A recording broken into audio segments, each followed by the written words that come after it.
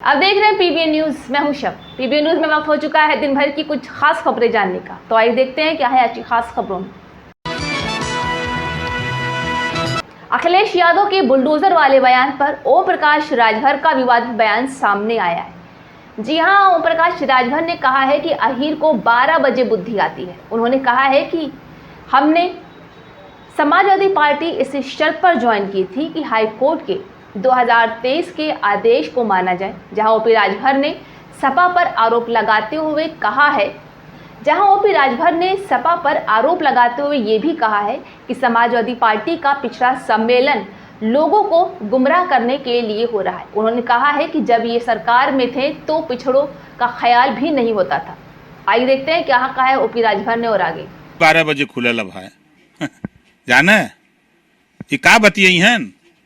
ये लूट लेना राजभर का हिस्सा, ये लूट लेना चौहान का, पाल का, प्रजापति का हिस्सा लूट लेना। ये दूसरे का बुद्धि खोली है, अपन पहले बुद्धि खोल ले। मैं नहीं कह रहा हूं, लोग कहते हैं, हम थोड़ा कहते हैं, लोग कहते हैं।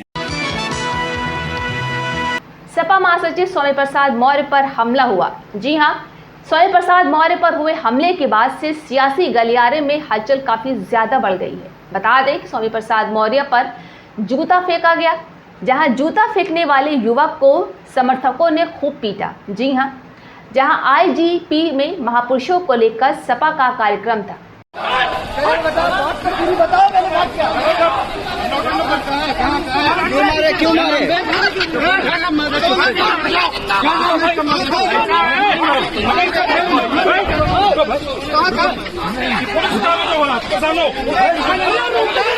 किससे मारपीट हुई है?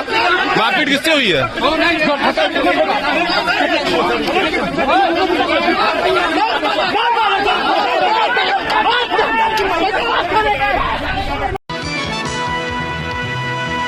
सनी देओल के बंगले की होनी थी नीलामी। बैंक ऑफ बड़ौदा ने 24 घंटे में पलटा अपना आदेश। जी हां, जिस सेक्टर के फिल्म बॉक्स ऑफिस पर तगड़ा कमाल कर रही है, वो अचानक से विवादों में घिर गए हैं। दरअसल बीते दिनों सनी देओल के बंगले की नीलामी की खबर सामने आई थी, जहां बैंक ऑफ बड़ौदा की ओर से अखबार में एक विज्ञापन भी दिया गया था, जिसमें उनके बंगले में नीलामी की जानकारी दी गई थी। जहां सनी देओल के बंगले की नीलामी की खबर सोशल मीडिया पर बड़ी तेजी से वायरल हो रही थी। क्या है बंगले की नीलामी के पीछे की वजह, आइए जानते हैं। बताते चले कि अचानक से बैंक ऑफ बड़ौदा ने 24 घंटे में आदेश को पलट दिया, जहां बैंक ऑफ बड़ौदा ने नीलामी पर रोक भी लगा दी है। अब सनी देओल के विला की नीलामी नहीं होगी, जहां बैंक की ओर से जानकारी दी गई थी कि लोन का 56 करोड़ जमा न करने पर नीलामी होनी थी। जहां 24 घंटे में बैंक बड़ौदा ने अपना आदेश वापस ले लिया है, जहां बैंक ने तकनीकी कारणों का हवाला देते हुए नोटिस वापस ले लिया। बता दें कि सनी देओल ने बैंक से करीब 56 करोड़ का लोन लिया था। इस पर लोन के बड़े अमाउंट को उन्होंने नहीं चुकाया था, जहां लोन के पर्सनल गारंटर के सनी देओल के पिता और एक्टर धर्मेंद्र बने थे। ये भी बता दें कि सनी देओल ने ये बंगला 80 के दशक में खरीदा था। वहीं लोन न चुकाने के बाद ही बैंक ने सनी के जोहो स्थित बंगले की नीलामी का ऐलान कर दिया था। कल आपने देखा कि यूपी में एक बीजेपी उम्मीदवार पर सिहाई फेंकी गई और आज सिहाई फेंकने वाले ने सरेंडर कर दिया। जी हां, आज सिहाई फेंकने वाला थाने में सरेंडर करने पहुंचा, जहां सिहाई फेंकने वाला बोला है कि बीजेपी नेता ने सिहाई फेंकने को कहा था। आपको बता दें कि कल चुनाव प्रचार के दौरान दारा सिंह चौहान पर युवक ने सिहाई फेंका था, जिसके बाद आरोपी भाग गया था। वहीं युवक की गिरफ्तारी के लिए पुलिस तबिश भी दे रही थी। अब आरोपी मोनू उर्फ डैमर ने कोपागंज थाने में सरेंडर भी कर दिया है। बीजेपी वालों की चाल है, बीजेपी नेता प्रिंस यादव है, वही सब कहे कि तुम भीग दो, हम लोग का चुनाव फंस रहा है। हाँ। इसी वजह से मैंने सियाही फेंक दिया। वो लोग कहे कि हम बचा लेंगे, बस मैं ही अकेले ही था। वीडियो पता नहीं वहाँ पे उनके लोगों ने बनाई थी। झूठे प्रचार में बड़े बड़े दिखावे, जमीन पर ध्वस्त सभी दावे। जी हां, पार्षदों को नाली में ले डूबा भाजपा का विकास। आपको बता दें कि पूर्व सीएम कल्याण सिंह की पुण्यतिथि के कार्यक्रम में माल अर्पण करने गए 2 पार्षद, महापौर और नगर आयुक्त के सामने टूट गई नाली और गिर गए 2 नेता। जी हां, भाजपा सरकार में शहरी विकास की फिर से पोल खुल गई है, जो बेहद ही शर्मनाक है। बता दें कि पूर्व सीएम कल्याण सिंह की पुण्यतिथि का कार्यक्रम था, जहां 2 पार्षद नाली की टूटी जाली में गिर गए। बता दें कि यह हादसा महापौर नगर आयुक्त की मौजूदगी में हुआ। हादसा लखनऊ नगर निगम मुख्यालय के सामने का हुआ है। हाँ बताएं, पानी कहाँ है? हम ही बताएंगे। वही बता बढ़िया।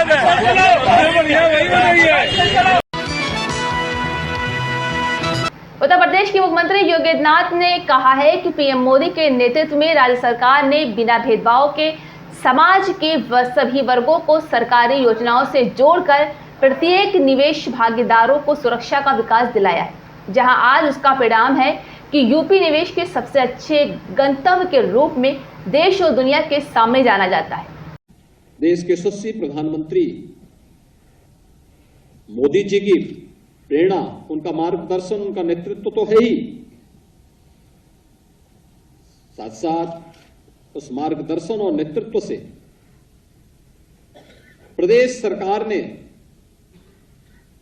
बिना भेदभाव के समाज के प्रत्येक तबके को शासन की योजना के साथ जोड़ करके अपने प्रत्येक जितने भी हमारे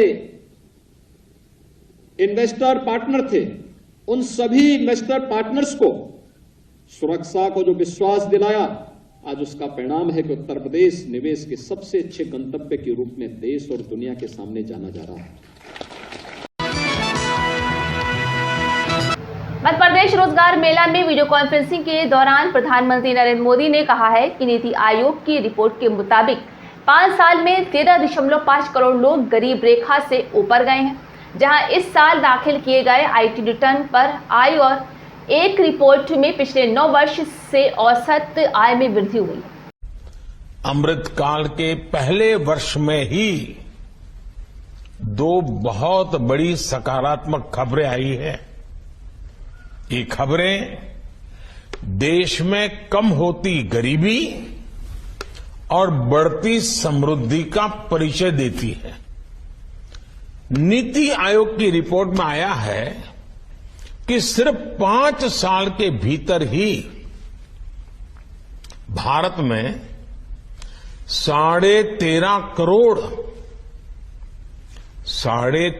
करोड़ भारतीय गरीबी रेखा से ऊपर आ गए हैं।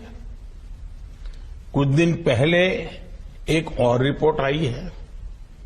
इस रिपोर्ट के अनुसार इस वर्ष फाइल होने वाली इनकम टैक्स रिटर्न की संख्या भी